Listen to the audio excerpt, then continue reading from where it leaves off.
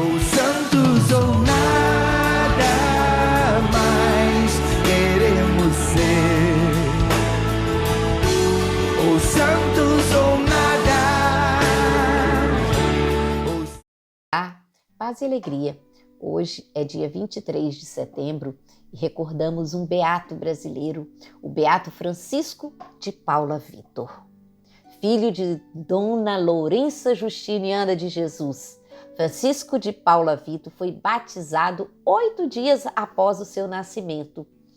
E, apesar da sua mãe ser escrava, ele não viveu como escravo, porque a Dona Mariana Bárbara Ferreira dava aos seus escravos uma dignidade que não era comum naquela época e tomou o menino Francisco como afilhado. E, sob a sua generosidade, sobre o seu amparo, ele foi educado, aprendeu a ler, escrever, tocar piano, francês. Tinha como preceptor o reverendo Padre Joaquim Ferreira, conhecido como Padre Mestre. Então, nós estamos falando, do Brasil colônia no século XIX, início do século XIX, quando a escravidão marcava, uma ferida muito profunda o povo brasileiro. Então, Francisco de Paula Vitor foi colocado pela sua madrinha para aprender o ofício de alfaiate. Mas o que ele queria mesmo era ser padre. Ele sentia o chamado de Deus. Mas não podia. Um negro, filho de escrava, ser sacerdote. Era impossível. Para aquela época, as leis do império não permitiam isso. Então, ele vai manifestar, depois de sofrer muitas humilhações, ele vai colocar esse desejo para sua madrinha, esse anseio, essa vocação. E essa mulher, uma mulher à frente do seu tempo também, vai falar: se você quer, se Deus te chama, vai acontecer. E aí elas falam com o padre, do padre fala com o bispo.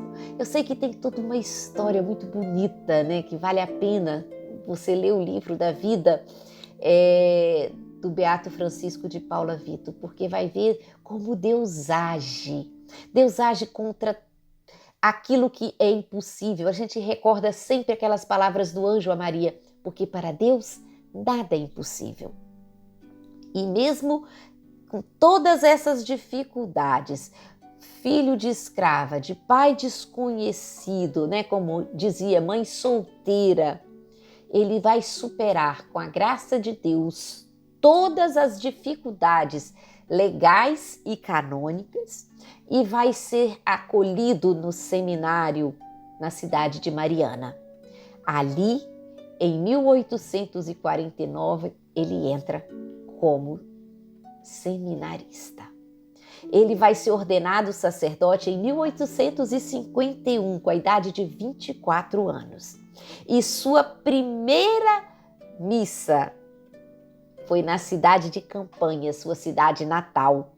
E ali ele vai permanecer por 1 ano, até que vai ser transferido para Três Pontas, onde vai ser nomeado pároco em 1852. Ter um pároco negro em 1852, no auge da escravidão no Brasil, bem demonstra os grandes passos que Deus já estava fazendo acontecer no nosso meio, no povo e na igreja, onde as leis que iam acabar com a escravidão iam demorar, mas Deus já agia. Deus já mostrava o seu poder. A gente tem alguns relatos, que quando ele chegou a Três Pontas, a vila reunia na sua maioria fazendeiros que trabalhavam, com os escravos, que existiam o trabalho escravo. E no seminário onde ele esteve, ele sofreu tanta discriminação, ele sofreu tanta perseguição por ser negro, um ambiente que teoricamente seria um ambiente onde as pessoas estavam de uma forma mais, vamos dizer, ligadas a Deus, a sua palavra. Imagine como não foi a sua chegada a Três Pontas, né? Imagine como não foi. Mas, apesar de não ter sido bem recebido pelos grandes, né, pelos fazendeiros, pelos grandes produtores, né, pelas pessoas de dinheiro daquela cidade, foi recebido pelos mais simples, pelos mais humildes. Tem um relato que diz, né, que o Visconde de Boa Esperança dizia: nós pedimos um padre sábio, um padre bom, e mandam para aqui um negão. Isso tem um relato, né, que está escrito. Mas o padre Vitor chegou para amar o povo, para perdoar os inimigos. E foi com a sua sabedoria, com a sua simplicidade, com sua persistência, derrubando todo o preconceito que havia na época. E passou, mesmo pelas agressões, mas rezando missa por uma igreja cada vez mais cheia. A missa que começou com uma igreja vazia, que ninguém participava, mas a sua bondade, a sua caridade vão fazer com que pouco a pouco os moradores,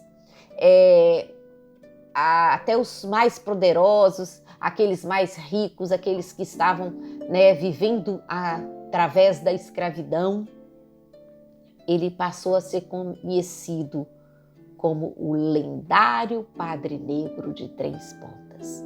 Então, a gente pode dizer, né, o que chega para nós, um homem de voz grave, de personalidade rígida, justa, muito bondoso. Morava e vivia praticamente de doações. Tudo que ele recebia, ele dava para os pobres. E aí, à medida que a estima por ele aumentava, aumentava também aquilo que lhe era doado. Mas nada lhe pertencia, não ficava com nada. Conta-se que um homem pobre foi a ele, né, pedir porque estava com fome e ele tinha, né, encontrado com alguns fazendeiros que tinham frequentado a igreja e ganhou uma grande quantia, né, de réis, que era a moeda da época.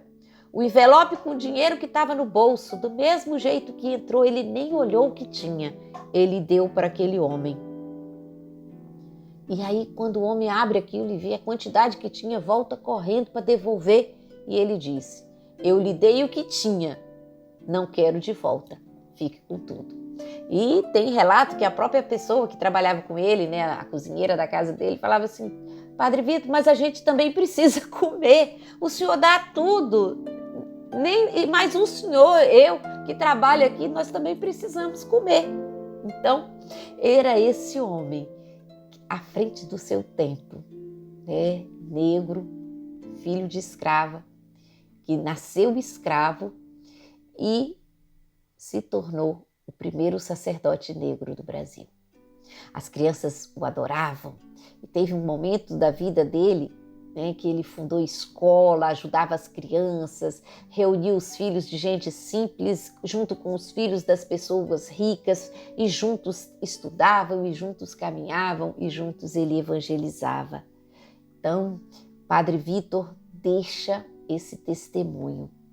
Foi beatificado em 14 de novembro de 2015, tendo morrido no Brasil em 23 de setembro de 1905, depois de sofrer um AVC. Viveu desde que chegou a Três Pontas, viveu sempre lá. Quando ameaçaram tirar ele de lá, nossa, os fazendeiros, as pessoas fizeram toda uma bagunça danada para não deixar ele sair. Então, aquele homem que conquistou o espaço na sua paróquia com o seu povo. O milagre para sua beatificação aconteceu com uma professora que sonhava ser mãe e não podia engravidar. Depois de muitas desilusões com os tratamentos, ela fez uma novena para o Padre Vitor, pedindo a sua intercessão. E ela diz, né, pedi com fé. E essa gravidez aconteceu, mesmo diante de todo o impossível relatado pela ciência. Porque aquele santo, né, a gente pode dizer, é o santo do impossível. Se ele conseguiu ser sacerdote ao lado de Deus, com certeza ele consegue, pela sua intercessão, muitos milagres. Então, o que vamos pedir hoje, pela intercessão do Beato Francisco de Paula Vito, é o impossível. Peça a ele a intercessão pelo impossível que está na sua vida, por aquilo que você acha que não pode acontecer.